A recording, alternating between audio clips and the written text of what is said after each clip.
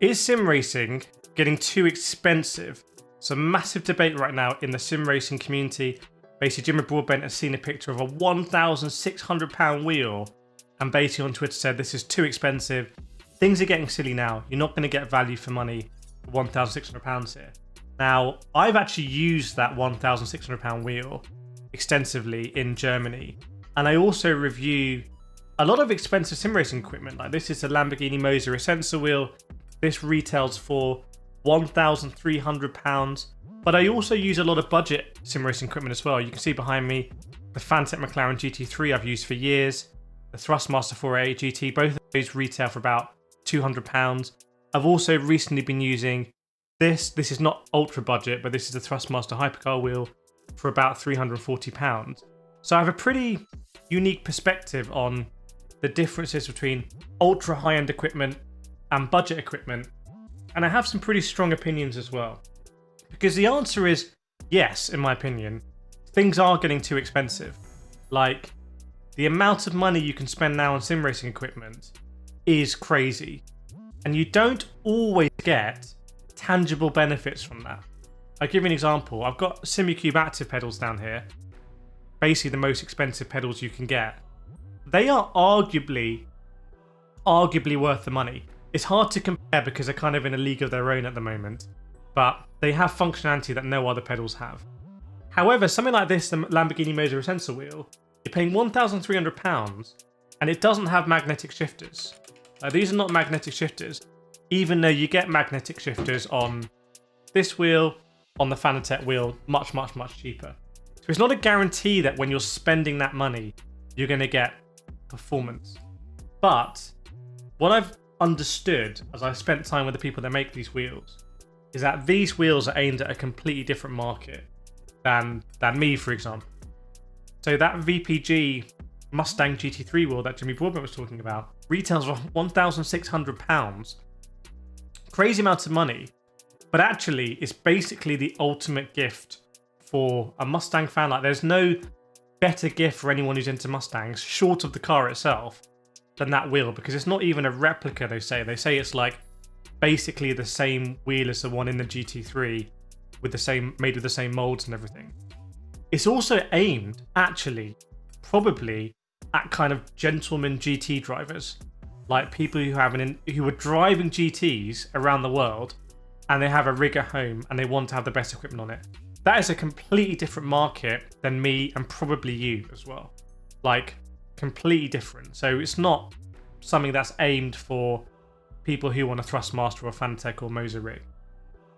The other thing is, I went to Spain and to Jerez, and I saw the Lamborghini Essenza car that this wheel is a replica of. And I actually took the MOZA wheel and put it side by side with the real wheel and handled both. And they look almost essentially the same. The only difference I was able to see is that this one has a MOZA sticker on it. The one in the real car doesn't. Again, that is just a different level of quality, experience, finish than is needed in sim racing, but it serves a different purpose.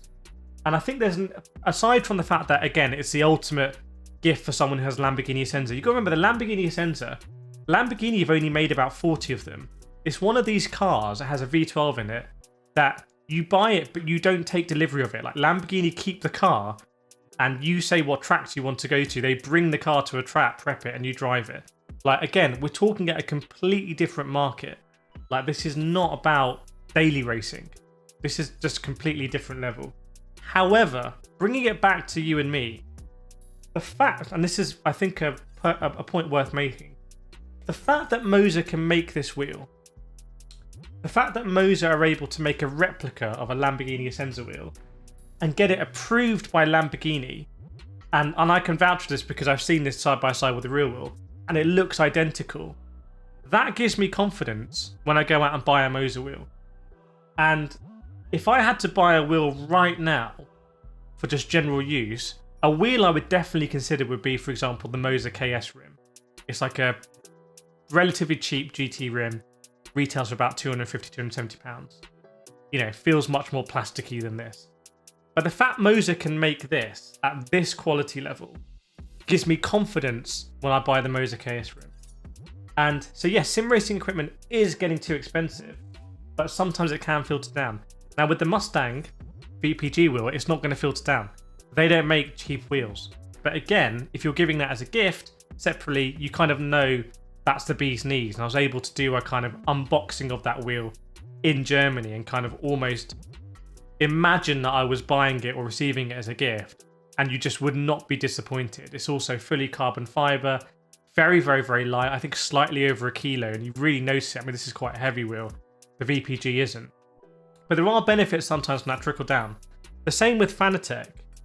You can see the Fanatec McLaren there. The fact that Fanatec make the BMW M4 GT3 wheel, again, gives that kind of confidence as a Halo product that Fanatec know what they're doing. And when I buy the £200 McLaren, it's got some of that same DNA. The other thing that I think is worth mentioning is there are two sides of the same coin here, and I think we need to be a little bit careful. Another point that Jimmy Broadbent's made recently, and it's getting a lot of traction online, is how the new Ferrari 499 hypercar in iRacing is too fast compared to hypercars in real life, and it's exposing some issues in the iRacing hypercar system that's very embarrassing for iRacing. And there's been some screenshots showing, like at Sebring, kind of like an in-game iRacing screenshot of the Ferrari versus Brendan Hartley in the Toyota hypercar, and it's much faster in iRacing. And you know, a lot of people, like I said, criticizing iRacing. Got to be careful here.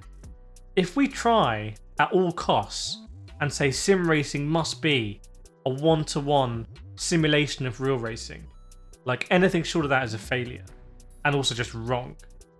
This is the end goal, and that £1,600 wheel are the end goals, where these are getting close to one-to-one representations of what you have in the real cars. And I don't think we always need that. I don't, honestly.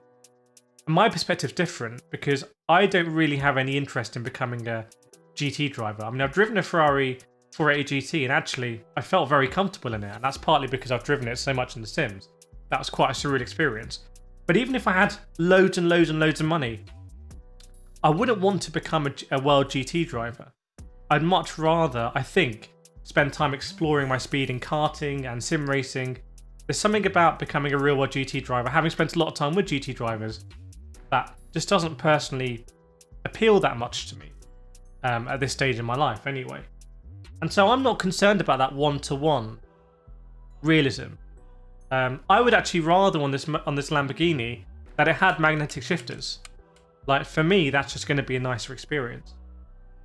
The Mustang VPG wheel actually has a funky switch built into it, which is controversial because there's no funky switch in the real GT3 car. And when I spoke with the team, they were very careful to explain that and say this is a change that we made because they're very, I think, aware of it, maybe worried about that making that change. And for me, I'm like, that's a great change. I'm happy to have a funky switch. This one doesn't have a funky switch, by the way, either. But this one-to-one obsession will lead to more expensive equipment. And we're just going to end up replicating what you get in the real cars. Personally, I don't think it needs to be like that. However, I can respect the kind of replicas and how it trickles down. And just because these wheels exist, you know, if you're a MOZA customer, the vast majority of us can't afford this wheel, but that doesn't make the KS or the GS or even stuff like the FSR kind of like any less appealing. It arguably makes them more appealing. So kind of lots of thoughts there, but I just want to explain a few nuances about expensive sim racing equipment. I'm very passionate about the budget range. This hypercar wheel for $349, if you've got £349, you're on THRUSTMASTER, I think you're going to have a great experience on this rim. Like, the build quality is really good. If you're the ultimate Lamborghini fan and you have posters of the Essenza on your wall, and that is your dream in life, like if you had the money, you would have a Lamborghini Essenza SCV12. This is a dream product. Like, and it's more than just the electronics and the materials. It's more than that. And I think some petrol heads will kind of get that. But I want to hear from you. It's quite a controversial topic. Do you think sim racing is getting too expensive? Do you think actually we shouldn't celebrate expensive wheels? Do you think we should focus more on asking these manufacturers what they're doing at the budget range? Or not? Let me know what you think in the comments. I'm very interested to hear from you.